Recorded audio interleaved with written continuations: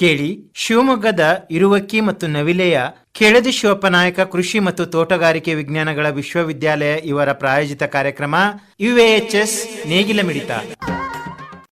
ಎಲ್ಲರಿಗೂ ನಮಸ್ಕಾರ. ನನ್ನ ಹೆಸರು ಶಿಲ್ಪಾ HD.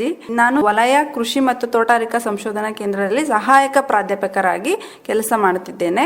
ಈ ದಿನ ನಾನು ಸಮಗ್ರ ಕೃಷಿ ಪದ್ಧತಿಯ ಅಳವಡಿಕೆ ಯಾವ ಥರ ಮಾಡಿಕೊಳ್ಬೇಕು ಅನ್ನೋದನ್ನು ನಾನು ರೈತ ಬಾಂಧವರು ತಿಳಿಸ್ಕೊಳ್ಳೋಕ್ಕೆ ಇಷ್ಟಪಡ್ತೀನಿ. ಮೊದಲನೇದಾಗಿ ಈ ಸಮಗ್ರ ಕೃಷಿ ಪದ್ಧತಿ ಅಂತಂದರೆ ನಾವು ಬೆಳೆಗಳ ಜೊತೆಗೆ ಇತರ ಉದ್ಯಮಗಳನ್ನು ನಾವು ಅಳವಡಿಕೆ ಮಾಡಿಕೊಳ್ಳೋದೇ ಒಂದು ಸಮಗ್ರ ಕೃಷಿ ಪದ್ಧತಿ. ಓಕೆ, ಈ ಒಂದು ಬೆಳೆಗಳ ಜೊತೆಗೆ ನಾವು ಯಾವ್ಯಾವ ಉದ್ಯಮಗಳನ್ನು ಯಾವ ಇದಕ್ಕೆ ಅಳವಡಿಕೆ ಮಾಡಿಕೊಳ್ಬೇಕು ಅನ್ನೋ ಒಂದು ಮಾಹಿತಿ ಏನಪ್ಪ ಅಂದರೆ, ಮೊದಲಾಗಿ ನಿಮ್ಮ ಜಮೀನಿನ ಪ್ರಮಾಣ ಯಾವ ಥರ ಇದೆ ಅಂದರೆ 1 ಎಕರೆ ಇದೆಯೋ, 2 ಎಕರೆ ಇದೆಯೋ, 2.5 ಎಕರೆ ಅಂದರೆ ನೀವು ಸಣ್ಣ ಹಿಡುವಳಿದಾರರೋ ಅಥವಾ ದೊಡ್ಡ ಹಿಡುವಳಿದಾರರು, ನೀವು ಯಾವ ಥರ ನಿಮ್ಮ ಜಮೀನಿನ ಪ್ರಮಾಣ ನೋಡ್ಕೋಬೇಕು. ಮತ್ತು ನಿಮ್ಮ ಜಮೀನಲ್ಲಿ ಸಿಗ್ತಕ್ಕಂಥ ಮಣ್ಣಿನ ಆಧಾರ ಅಂದರೆ ಒಬ್ಬರು ಜಮೀನಲ್ಲಿ ಕಪ್ಪು ಮಣ್ಣಿರುತ್ತೆ, ಕೆಲವೊಬ್ಬರು ಜಮೀನಲ್ಲಿ ಕೆಂಪು ಮಣ್ಣಿರುತ್ತೆ. ಈ ಥರ ವಿವಿಧ ಮಣ್ಣಿನ ಆಧಾರದ ಮೇಲೆ ನೀವು ಬೆಳೆಗಳನ್ನು ಆಯ್ಕೆ ಮಾಡ್ಕೊಳ್ಬೇಕಾಗುತ್ತೆ. ಮತ್ತು ಕಾಲಗಳು ಅಂದರೆ ಮಳೆಗಾಲ, ಚಳಿಗಾಲ, ಬೇಸಿಗೆಗಾಲ, ಈ ಕಾಲಗಳ ತಕ್ಕಂತೆ ನೀವು ಕೂಡ ಈ ಒಂದು ಸಮಗ್ರ ಕೃಷಿ ಪದ್ಧತಿಗಳನ್ನು ಅಳವಡಿಕೆ ಮಾಡ್ಕೋಬೇಕಾಗತ್ತೆ.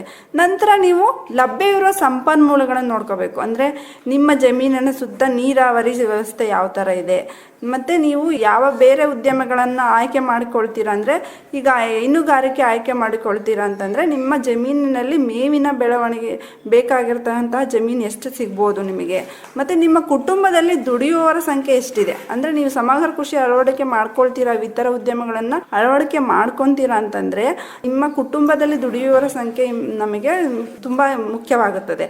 ಆ ಒಂದು ಇದರಲ್ಲಿ ನೀವು 2 ರಿಂದ 3 ಜನ ಇದ್ದವು ಅಂತಂದರೆ ಇತರ ಒಂದು ಉದ್ಯಮಗಳನ್ನು ನೀವು ಜಾಸ್ತಿ ಮಾಡ್ಕೋಬೋದು.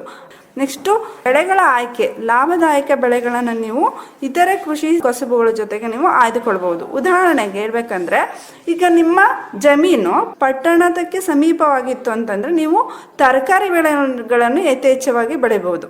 ತರಕಾರಿಗಳನ್ನು ನೀವು ಎಲ್ಲ ಕಾಲದಲ್ಲಿ ಕೂಡ ಬೆಳಿಬೋದು. ಅವಶ್ಯಕತೆಗೆ ತಕ್ಕಂತೆ, ಬೇಡಿಕೆಗೆ ತಕ್ಕಂತೆ ನೀವು ತರಕಾರಿ ಬೆಳೆಗಳ ಆಯ್ಕೆ ಮಾಡಬೇಕಾಗುತ್ತೆ. ಇವಾಗ ನೀವು ಅದಕ್ಕೆ ಮಾರುಕಟ್ಟೆ ಸೌಲಭ್ಯಗಳು ನಿಮಗೆ ಅತಿ ಹೆಚ್ಚಾಗಿ ನಿಮಗೆ ಸಿಗೋದ್ರಿಂದ, ಪಟ್ಟಣ ಸಮೀಪದಲ್ಲಿರೋದ್ರಿಂದ ತರಕಾರಿ ಬೆಳೆಗಳನ್ನ ಹೆಚ್ಚಾಗಿ ಬೆಳಿಬೋದು.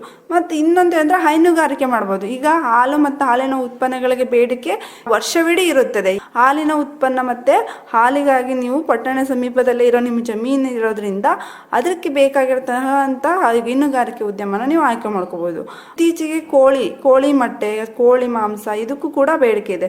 ಕೋಳಿಗಳನ್ನು ಸಾಕಬಹುದು, ಅದನ್ನು ಮೊಟ್ಟೆ ಮಾರಾಟ ಮಾಡ್ಬೋದು, ಕೋಳಿ ಮಾರ್ಬೋದು.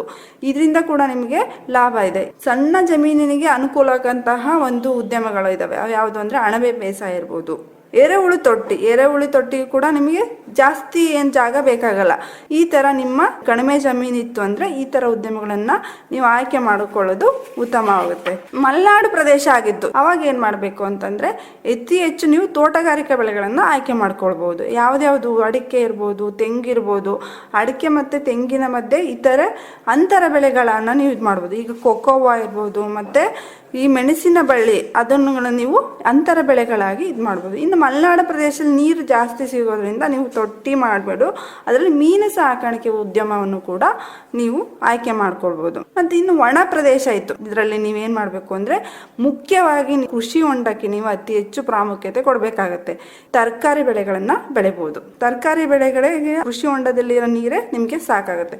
ಈ ಥರ ಒಣ ಪ್ರದೇಶ ಆದರೆ ಕೃಷಿ ಹೊಂಡ ಮತ್ತು ಮಣ್ಣು ಮತ್ತು ನೀರನ್ನು ಸಂರಕ್ಷಿಸುವ ಕ್ರಮಗಳನ್ನು ನೀವು ಈ ಒಂದು ಒಣ ಬೇಸಾಯ ಪ್ರದೇಶದಲ್ಲಿ ಅಳವಡಿಸಿಕೊಳ್ಳೋದು ಉತ್ತಮ ಆಗುತ್ತೆ. ಇದರ ಬಗ್ಗೆ ಇನ್ನೇನಾದರೂ ಹೆಚ್ಚಿನ ಮಾಹಿತಿ ಬೇಕಪ್ಪ ಅಂತಂದರೆ ನೀವು ಈ ನಂಬರಿಗೆ ಕರೆ ಮಾಡಬಹುದು.